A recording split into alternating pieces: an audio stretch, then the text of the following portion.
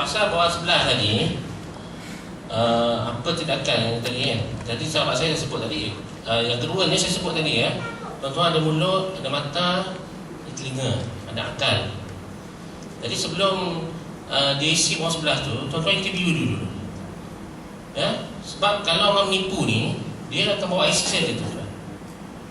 Tapi kalau tuan-tuan minta dokumen lain, kata keluarkan dokumen lain yang menyokong IC, seperti lesen. Dia mesti confirm ada lesen, ataupun keluar dekat apa match ATM bank. Di ATM tu ada nama kan. Jadi cuba berujar dengan ketua tempat mengundi supaya meminta dokumen lain untuk pastikan dia akuan dia ni memang sebenarnya ni orang seperti yang mengaku dalam orang sebelah tersebut. Dan tuan-tuan boleh hujah yang tuan-tuan sebut tadi ni macam mana? Dia umur tua tapi muda kan. Mungkin IC dia tempered, kita tak pun tak tahu.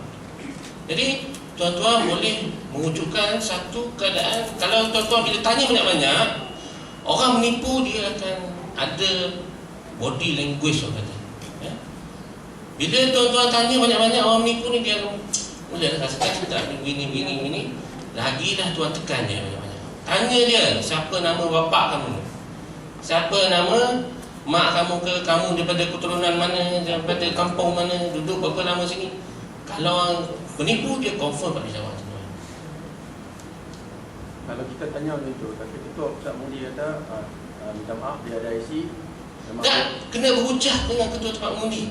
Pasal tu kawan saya sebut tadi, bila kita nak pergi pada tempat mengundi tu, orang yang mula-mula masuk pada tempat mengundi tu jangan datang pukul 7.58 pagi. Bila masa nak berkenalan dengan ketua tempat mengundi, datang awal 7.30 pukul 7. Datang kalau boleh pergi minum air dengan dia dulu ke apa kan. Biar dia tahu kita, dan dia tahu bahawa kita yang tanya soalan tu genuine. Jadi PR kita tu kena pandai lah. Anggap dia ni sebagai orang, pasal dia ada autoriti. Jadi kalau kita nak tanya apa-apa pun mesti dengan ni. Jangan cara kita tanya pun biar tanya secara berhemah lah. Kita minta izin, kata Tuan Mengundi minta maaf, saya nak minta tanya sikit lagi. Jadi pandai-pandai kita tuan-tuan guna akal, guna mata, guna mulut tuan-tuan tu, gunakan kebolehan tersebut untuk bercakap. Dan banyak kali bila kita bercakap ni memang bergantung kepada bahasa kita gunakan. Kalau kita berasa kita ni persuasif, orang kata, orang akan ikut kita. Yakinkan dia orang macam mana. Kemudian soalan berkaitan dengan bawah 10 tak berani. Bila nak suruh isi bawah 10 dia tak berani. Kalau keluarga dia tak nak ikut, bermakna KTM yang akan jadi pengiring kepada itu. Itu yang kita nak elakkan. Tapi ada, tengoklah kalau ketua tempat mengundi itu bukan semua orang BN tu, ada juga orang PAS. Sebab tu saya kata masa sebelum mengundi tu boleh sembang dengan dia, dah tahu dah kecenderungan mana dia kalau kita sembang. Jadi kalau dia tu memang cenderung pada PAS, kita boleh haraplah dia untuk iring pengundi yang kuat upaya ni kan. Memang pasal dia yang akan bantu untuk pangkah siapa nanti. Kemudian buang poster lepas pukul 12 malam. Lepas pukul 12 malam tak perlu buang poster tuan-tuan. Yang saya sebut ni, poster buang ni daripada hari penamaan calon sehingga hari pengundian. Poster-poster yang berbentuk menghasut, yang membentuk mengembangkan perasaan jahat, ini perlu dibuang. Jangan pula lepas pukul 12 tengah malam tuan-tuan tak ada kerja lain nak pergi buang poster. Tak payah, tuan-tuan kena rehat. Pasal besok hari mengundi, esoklah yang hari yang paling utama. Tuan-tuan perlu cukup tenaga ni buang masa buang poster apa tuan-tuan. Poster hanya dibuang selepas daripada undi selesai. Ada tempoh majlis mana yang bagi sebelum dia orang rampas deposit. Seminggu, 2 minggu untuk buang poster. Kemudian rasuah pilihan raya, sogokan. Rasuah pilihan raya ni sebenarnya perlu ada kepada bukti. Kalau tuan-tuan kata Najib datang beritahu nak bagi projek kepada sekolah ni 2 juta ringgit, itu belum rasuah tuan-tuan. dari segi istilah undang-undang belum rasuah. Memang kita kata rasuah, tapi pernah kita cabar di mahkamah. Mahkamah kata dia sebagai pemimpin kerajaan memanglah ada peruntukan. Habis kita kata masa dia bagi masa pilihan raya, dia peruntukan dia setahun, dia nak isytihar bila-bila tu pulang lah bila-bila, sudah macam tu pulang. Sebab tu kita tak boleh ambil tindakan undang. Tapi tindakan politik kita buat. Kita beritahu orang ramai, ini kenapa masa pilihan raya, itu tindakan politik. Tindakan undang memang tak ada asal undang. Sebab tu kita tak ambil tindakan undang. Tapi di politik kita ambil tindakan.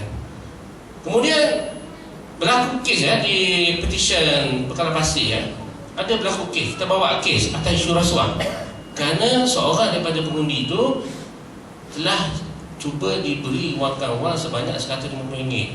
Datang bawah tiang lampu. Saya ingat lagi dia bagi keterangan tu, bawah tiang lampu waktu malam.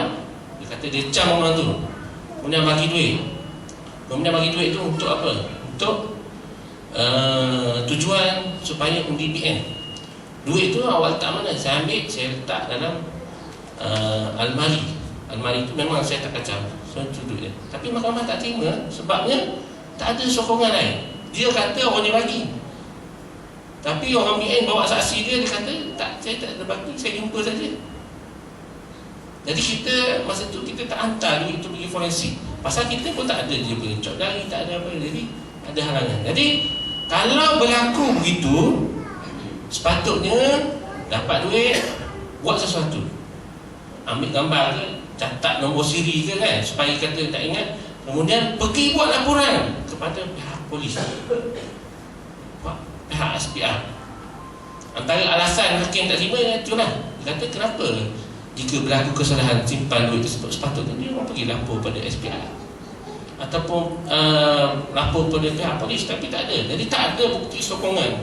Ini yang kita nak beritahu kepada petugas-petugas kita, apa-apa kesalahan biar ada bukti. Antaranya kalau tak ada laporan polis, ada bukti bantahan kita, ada bukti bawah 11, ada bukti laporan pada SPR.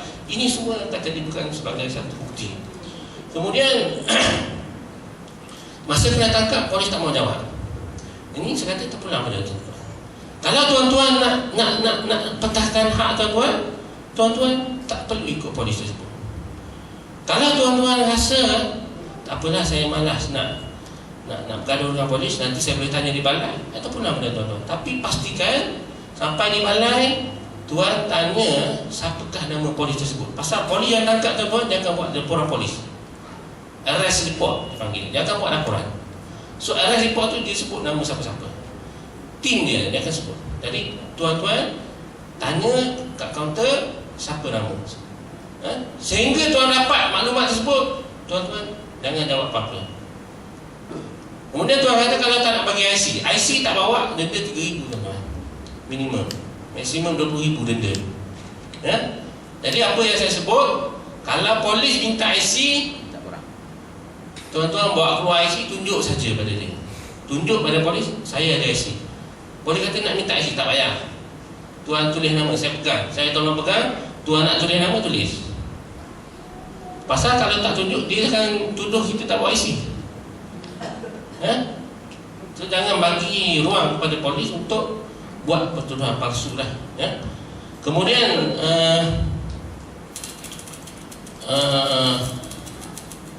poster berbentuk hasutan, ikut seksyen 4A Atas Kesalahan Pilihan Raya sini, dikata apa-apa perbuatan atau pernyataan dengan tujuan atau dengan kecenderungan untuk mengembangkan perasaan jahat, tidak puas hati atau permusuhan antara orang yang terdiri daripada kaum yang sama atau kaum yang berlainan atau golongan yang sama atau golongan berlainan penduduk Malaysia untuk mendorong mana-mana pemilih atau mengundi atau tidak mengundi. Itu dia punya definisi mengembangkan perasaan jahat. Kemudian ada satu lagi seksyen, seksyen 9 Akta Kesalahan Pilihan Raya menyebutkan seseorang hendaklah disifatkan telah mengganggu seseorang daripada menjalankan hak pemilihannya dengan bebas jika dia mendorong atau cuba mendorong orang itu supaya mempercayai bahawa dia atau mana-mana orang akan menjadi atau dijadikan seseorang itu dimurkai oleh Tuhan atau dicela kerohaniannya. Faham tak tuan? Maksudnya apa-apalah yang berbentuk kita pada fikiran kita, ini memang subjektif. Pada fikiran kita, dia boleh mengembangkan kita supaya benci pada seseorang, benci pada sesuatu kaum, benci daripada golongan yang sama, supaya orang tu tak pergi mengundi ataupun mengundi orang tersebut. Itu dia mengembangkan pasal jahat. Ataupun memberitahu orang tu bahawa kalau kamu tak undi aku, kamu akan dimurkai oleh Tuhan. Ni dia nak kata pada tubuhnya Aziz lah ni. Peraturan dia begitu. Tapi ada peraturan ni pun sebenarnya kerajaan tak pernah membuat dakwaan atas kesalahan begini. Saya ingat dalam 20 tahun lepas belum ada pendakwaan. Tapi tuan-tuan, kerana peraturan yang ada, tuan-tuan guna peraturan ni untuk kepentingan kita lah tuan-tuan. Kalau UMNO bantah, kita kata ni mengembangkan perasaan jahat, tak boleh. Ada sebut dalam seksyen itu. UMNO bukan tahu, tak ada orang nak dakwa tuan-tuan. Dan ini akan menjadikan dimurkai oleh Tuhan. Dia kata ada dalam seksyen tak boleh, jadi kena turunkan lah. Jadi cara nak turun tu saya sebut tadi. Kalau berani, turunkan sendiri. Kalau tak berani, panggil pemantau turunkan. Allah. Terima kasih. Tambahan? Tak ada. Okey, terima kasih kepada semua yang jawab tadi. Mungkin ada lagi soalan? Okey, silakan. Boleh pakai mic sebut nama.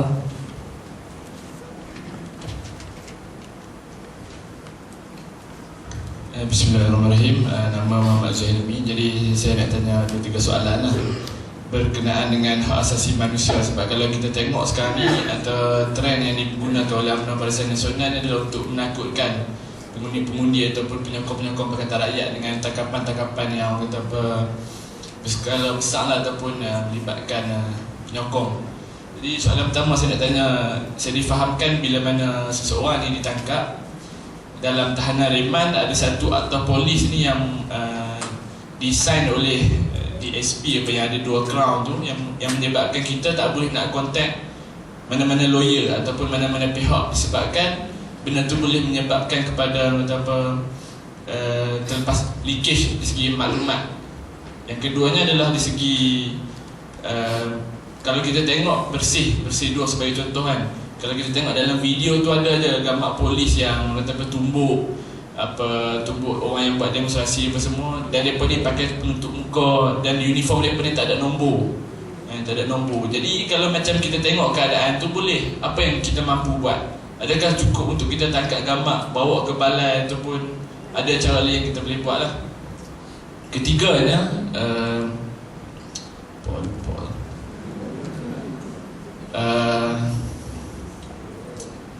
itu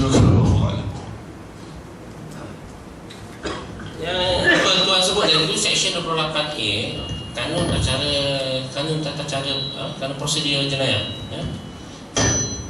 Memang ada peruntukan. Polis ni ada peruntukan kalau dia akan ganggu siasatan, maka pangkat yang di-experience tu boleh sign surat kata tak ni.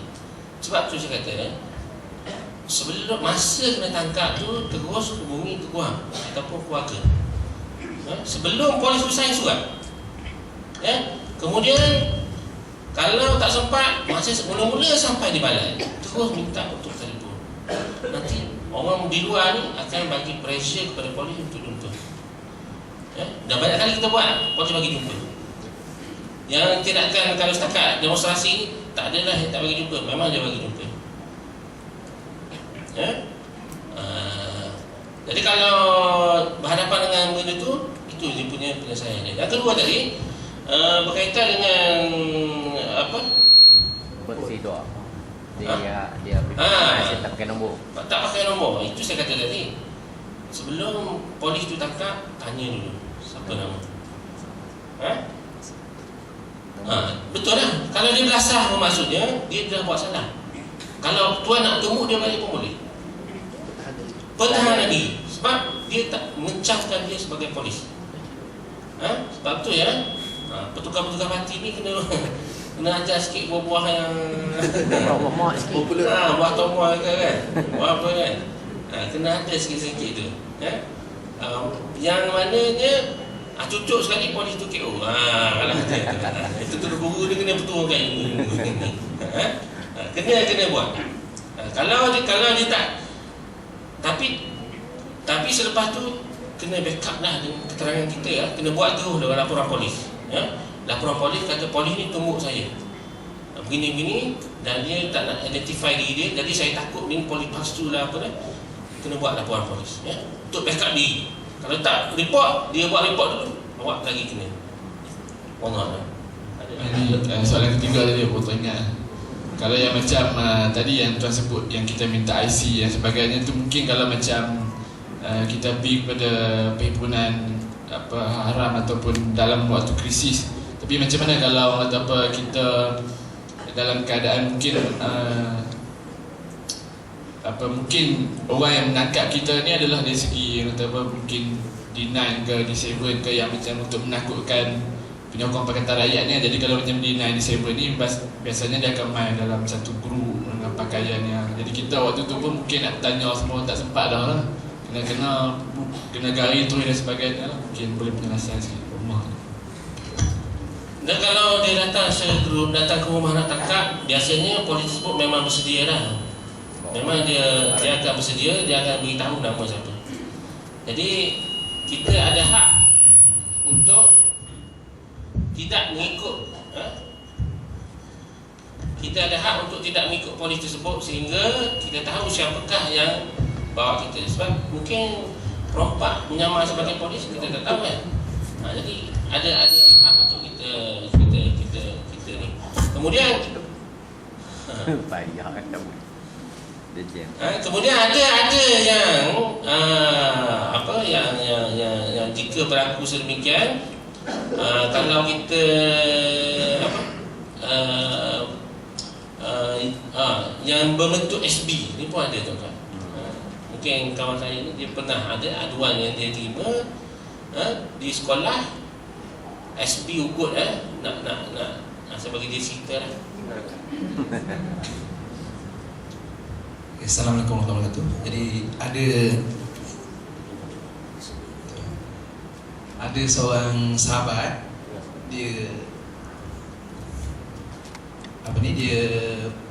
telefon lah, dia beritahu bahawa dia yang pertama sekali SB minta dia berjumpa. Jadi saya nasihatkan supaya jangan berjumpa.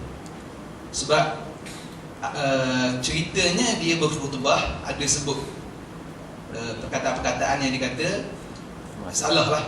Tapi oleh kerana khutbah itu di bawah jabatan agama di Selangor Jais, maka dia kata kalau saya beritahu dia, kalau bukan Jais yang panggil, saya tak nak datang. Polis ada apa dalam hal ini? Perkara yang berkaitan dengan masjid, berkaitan dengan agama adalah bawah Jais. Jadi tak pergi. Jadi dia ugup melalui sekolah. Dia telefon, dia kata suruh guru besar panggil. Saya kata awak juga berhak untuk tak pergi kecuali mendapat surat Jais. Akhir sekali, pendek ceritanya, dia kena tukar. Itu dia. Tak boleh buat apa. Tapi tak ada apa-apa yang boleh dibuat oleh SB tu untuk memaksa dia hadir lah. Dengan sebab yang dia tak ada alasan. Maknanya bukan bawah bidang kuasa dia, kena bawah bidang kuasa dia. Jadi kisah tadi lah kisah bidang kuasa, jurisdiction. Jadi tak ada jurisdiction, tak payah pergi. Itu. Okey, wallahualam. Nampak tukar ni, adakah dia mencabul hak kita sebagai individu? Ada kes Tan Tee Seng Kopassus Riram, dia buat satu keputusan dia kata tukar tu tak salah, sebab dia tak ganggu gaji dia, tak ganggu kehidupan dia masih boleh bekerja, boleh apa, tak ganggu. Cuma tukar ni kata benda biasa, normal. Jadi tu yang fikir suami cikgu malam tu yang kita boleh menang balik tu macam mana? Itu rasanya ini tak pun dia orang just buat surat lain tu itu tak sampai pada peringkat mahkamah. Ya, itu mungkin tindakan politik lah. Mungkin tekanan politik menyebabkan ditukar kembali. Sebab BN ni tahu lah, bila dia tahu benda tu tak favor dia, undi akan terjejas, dia balikkan semula. Jadi itu mungkin tidak akan berhenti. Segi undang-undangnya pertukaran ni normal. Dan ada sahabat saya dia tukar kalau macam YDP Lapis YDP Lapis. Waktu saya di Tenang saya jumpa YDP Lapis di Saleh tu. Dia kata dia dulu kerja Felda, habis dia tukar. Tapi di mana-mana saja dia tukar, dia buat cawangan PAS. Akhir orang Felda kata, ni tak boleh nak, awak hantar baliklah ke kampung awak. Pasal kampung awak dah ada cawangan. Akhir balik kampung tuan-tuan. Jadi tak usah risaulah, kena tukar, tuan-tuan buka cawangan. Allah. Okay, memandangkan kita kesetukan masa, saya minta penanya-penanya soalan tolong padatkan soalan kalau boleh. Siapa lagi yang tanya berapa orang ni? Mungkin satu. Soalan nanti boleh ditanya dalam dalam simulasi. Slot simulasi pun boleh tanya. Nanti tuan-tuan tanya soalan. Okey, ada lagi? Apa dah nanti? Satu lagi mungkin. Last. Assalamualaikum ahli panel dan sahabat-sahabat sekalian. Ada satu soalan. Memandangkan keputusan penggunaan dawat kekal ni masih lagi sama-sama lah. Kali itu tu memang dah diputuskan, tapi kemungkinan besar last minute dia akan berubah pada pilihan raya yang ke-13 ni. Jadi kalau saya rasa macam PN ni mereka akan adalah orang-orang yang kita dengar mereka akan gunakan pendatang asing lah sebagai pemilih. Okay. Jadi salah satu yang selalulah saya selalu kalau pergi taklimat dan pergi ceramah selalu sangat macam penceramah ataupun panel dia bagi tahu para hadirin pasal pendatang asing Bangladesh. Tapi sebenarnya bagi saya nak syorkanlah. Sebenarnya untuk Bangladesh saya tak takut sangat sebab kita boleh kenal. Dan jadi yang masalah sekarang ni Indonesia, Myanmar, Vietnam dengan Nepal memang kita tak boleh kenal. Kalau kita tengok muka mereka pun lebih kurang macam tempatan. Okay, salah satu yang dapat saya simpulkan tadi, terutama kalau PACA, okay, kita punya gate lah, last gate untuk pilihan raya, untuk Pakatan Raya kan, mana-mana parti pun. Jadi PACA adalah maintain terakhir lah untuk menentukan sama ada keputusan yang datang sebagai pemilih itu dia betul-betul pengundi pemilih ataupun bukan. Ada tak kalau saya tengok di sini kita cuma boleh gunakan borang sebelah saja. Okay. Adakah cara lain yang kita boleh guna selain daripada borang sebelah ni? Kemungkinan kod macam borang sebelah kerana kita tak kenal kan. Jadi ada cara lain lah kalau saya tengok tu mungkin Myanmar ke Indonesia ke, jadi ada macam cara buat. Ada tak cara lain selain borang sebelahnya? Ada cara lain tapi saya tak tahu tuan-tuan berani kita berani kali ni. Yang pertama pasal dakwah kekal. Dakwah kekal dalam PSC Public Commission Komiti ke? Public PSC lah yang penambahbaikan sistem pilihan raya ni dah buat keputusan. SPR dah terima dakwah kekal dan saya dipahamkan undang-undang sedang digubal. Kalau sempat bulan 3 ni sebelum kalau pilihan raya tak berlaku dah bulan 2 ni akan diguna pakai peraturan tersebut. Sebab nak suruh pakai dakwah kekal ni dia mesti ada peraturan. Peraturan tu sekarang belum ada. Kena tunggu parlimen bersidang di present kepada parlimen baru boleh pakai. Tapi setakat ni memang SPR setuju, government setuju dan telah dibuat test. Dakwah kekal tu dia akan buat di sini. Ada kena kulit di sini sikit, dia akan calik sehingga habis kuku. Yang di kuku ni dia tahan sampai 2 hari. Yang di kulit ni sampai 5 hari. Tapi ni dia telap air. Maksudnya boleh ambil Ismail lah. Dia macam inai. Konsep dia tu macam inai. Dan dia akan buat di tangan kiri. Sebab kalau letak tangan kanan kan tak lalu pula makan nasi 5 hari kurus pula nanti sampai. Akan buat di tangan kiri. Jadi dan format susun tempat kursi masa mengundi tu dia berubah. Nanti dulu pengundi masuk daripada sini, pacar duduk sini, kita tak boleh tengok muka pengundi. Dan kecuali masa dia pusing tu saja. Sekarang dia ubah. Orang masuk sini, pacar duduk sini. Jadi bila dia masuk, kita tengok muka pengundi. Kalau Myanmar ke Bangladesh ke apa ke, tuan-tuan tengok. Kalau ragu, tuan-tuan buat patahan lah. Pacar tersebut. Habis borang sebelah saja kan? Borang sebelah ni efektif sebenarnya. kalau kita tahu cara. Tapi kalau kita suruh isi bawah sebelah, dia pun isi. Jadi itu saya kata, sebelum isi itu tuan-tuan interview dulu. Kalau dia Bangladesh, tuan-tuan boleh dengar dia cakap Bangladesh. Kalau tuan-tuan dia dengar cakap Indon, tuan-tuan tanyalah berapa lama duduk sini, kerja di mana. Orang-orang seperti ni yang diupah untuk jadi PT biasanya tak pandai, tuan-tuan. Tuan-tuan jauh 100 kali lebih pandai daripada orang macam ni. Undang-undang pilihan raya kan. Jadi tuan-tuan bersilatlah dengan mulut tuan-tuan tu.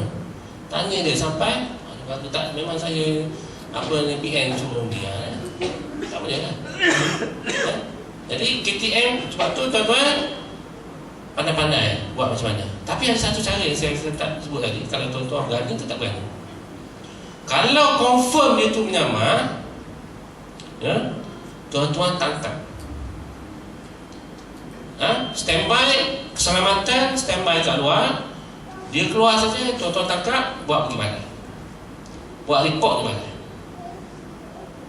Tapi jangan sampai tuan-tuan pukul dia sampai mati, tuan-tuan.